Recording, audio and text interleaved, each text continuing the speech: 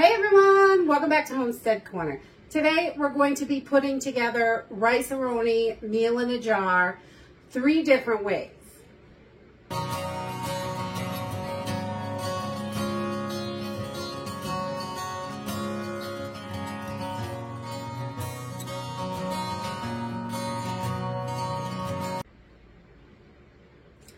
I had a request to make Rice-A-Roni in a jar, so I am putting my recipe in the jar, how we use it for our family.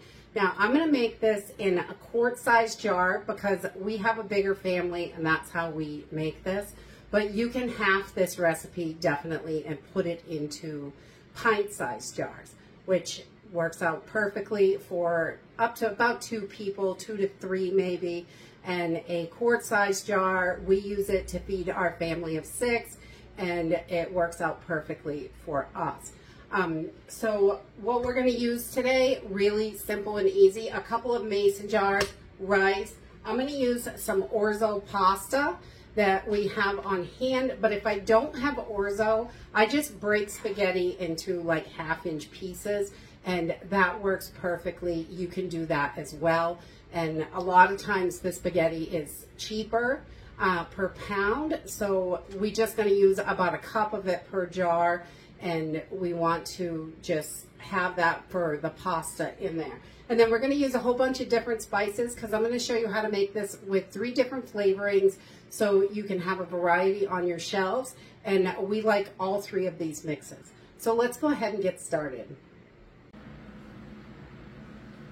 So we do different flavors in the jars, and we really like that because it gives us another variety for the pantry. And I'm going to start with 2 cups of rice per quart. And again, if you want to make this smaller, this is very easy to cut in half for pint-sized jars to feed 2 to 3 people. So we're just going to do 2 whole cups of our regular, I'm using just white rice. This is going to last the longest for us because white rice lasts forever when stored properly, pretty close. And we're just going to get these right in there.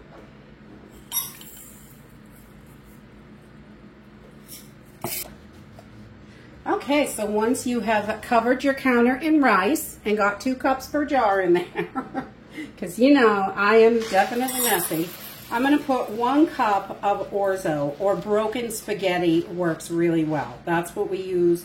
If we don't have orzo in the house, it is broken spaghetti for us. We like it. Works perfectly. And we're just going to put 1 cup in each jar.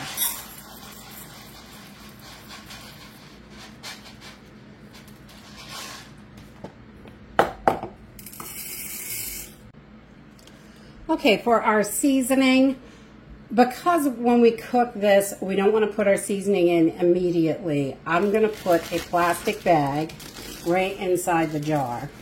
And we can put all our seasoning right in the bag this way. And then we can close it up and stuff it in there. So I'm going to put 2 heaping tablespoons of chicken bouillon. This first one we're making is like a rice pilaf.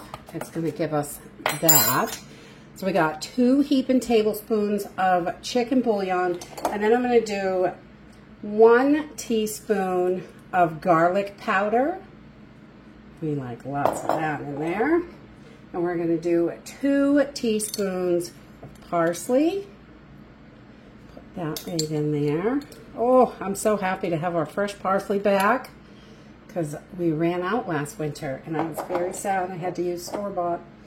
And then we're going to add 1 teaspoon of poultry seasoning. And that gives us that wonderful rice pilaf taste. So we've got all our seasonings in there, and I'm just going to push the air out of this bag. And you can use any plastic bag you have handy. A sandwich bag is fine. It doesn't have to be a zipper seal. It's going to be sealed in the jar.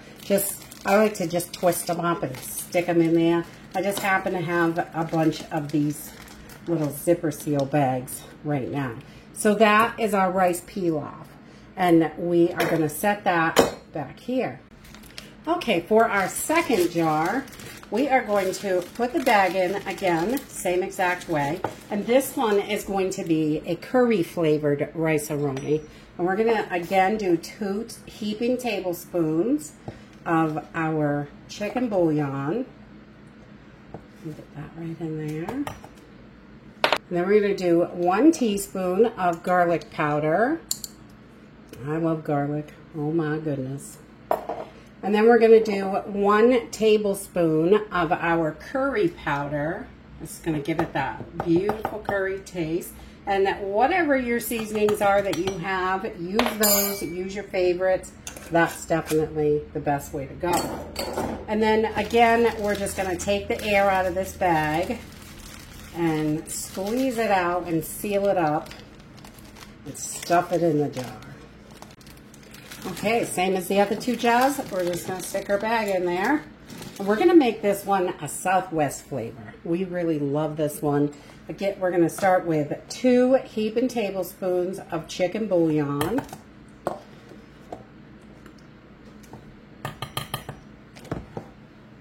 That is always delicious. And then we're gonna put 1 teaspoon of each in for garlic powder, 1 teaspoon of cumin, 1 teaspoon of chili powder, and 1 teaspoon of some beautiful oregano. Yum! And again, just going to take the air out of this and give it a quick twist. Close it up. So once we have all our jars filled, I just put right on top, I just mark them what it is. And I'm going to use 5 cups of water to cook this. And we're going to use some butter also, but I don't usually write that down. So we're just going to seal these up. I'm going to use this vacuum sealer that Love Moment sent to me because it is super easy, and I really love these vacuum sealers. And just turn it on and let it do its job. Okay, I really love this mason jar sealer. It is so easy to use. It does regular mouth. And when you take this off, it does wide mouth as well. It is so simple. And the charge lasts a really long time. I'm finding that I have a black one as well that they sent me, and they last for 60 or 70 jars. So you can charge it and just keep sealing until the battery runs out and then recharge. Comes with the cord, even comes with a few lids to get you started. So it's really super awesome. I'll leave a link in the description box down below. There was a coupon this morning on Amazon for an extra 10% off. So make sure you click that little checkbox before you add it to your cart. So get a little extra off it. So that's a super good deal. I just love that. It's small, easy, compact. You don't lose the pieces to it. It's super easy. Love it. All right, we're going to cook one of these up right now. I'll show you how we use it in our family. Okay, so you can use a skillet for this, or I like to do it in a big pot because I'm going to turn this into a 1-pot meal is what I like to do. And I'm going to put 2 tablespoons of butter in here just to get that started. We want to get that melted, and we can get our rice and pasta in there. When you saute that rice and pasta in some butter, kind of fry it up a little bit, it gives it a really nice added flavor to it. So we're not going to put our seasonings in right away. That's why we put it in a bag. And I'm going to use the rice pilaf today because that's what we feel like. And I'm just going to take my seasoning out, and we're going to set that aside just while we get this started. Once this butter is melted, it's getting pretty close, then we can pour this in.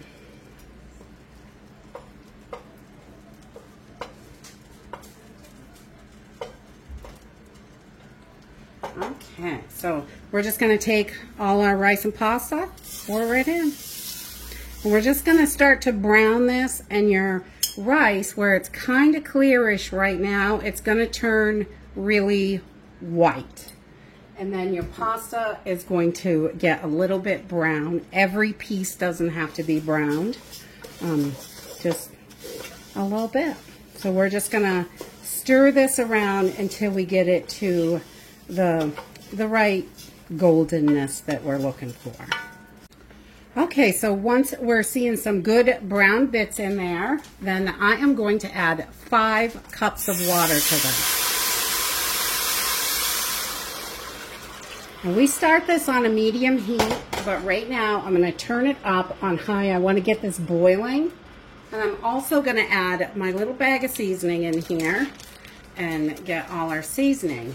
Now, if you just want this as a rice-a-roni side dish type thing, then this is all you have to do. Just cook this until the water is all gone and absorbed, and your rice is nice and tender, your pasta will be nice and tender, and that is all you have to do as a side dish. I'm going to turn this into a one-pot meal because I love one-pot meals, simple and easy, and I'm going to do this really easily by adding, I'm going to add some dehydrated peas and carrots that we have on hand. And I'm also going to be adding some chicken, canned chicken, but we don't put the chicken into the very end. Right now I'm going to add an extra ½ cup of water to for my vegetables. And I'm going to add about a cup of dehydrated veggies. Now you can put whatever veggies you like in there. We love the combination of peas and carrots, so we use it a lot with a lot of our meals.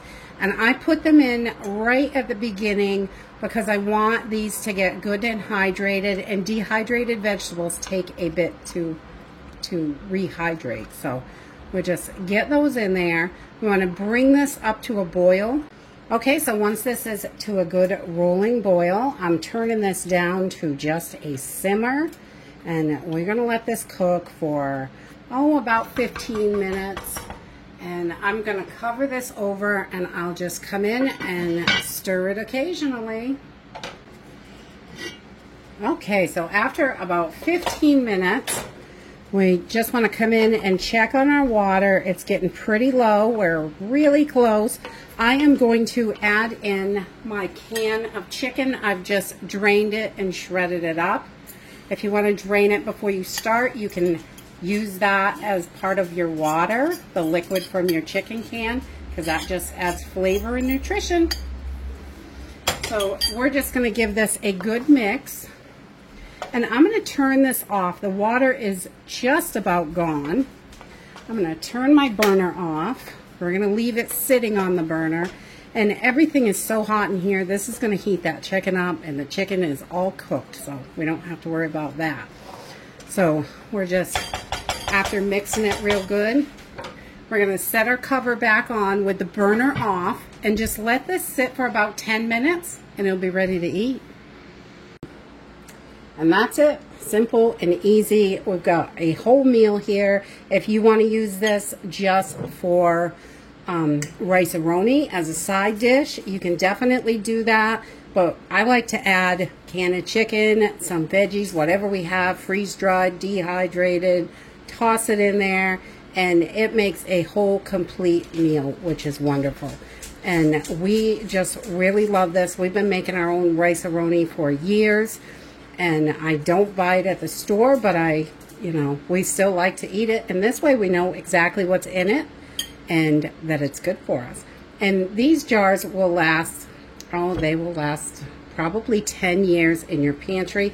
Your spices, after a good amount of time, 3, 4, 5 years, they may lose a little bit of their potency. You may have to add to the flavoring a little bit. But if you're rotating your pantry, you'll never have to worry about that.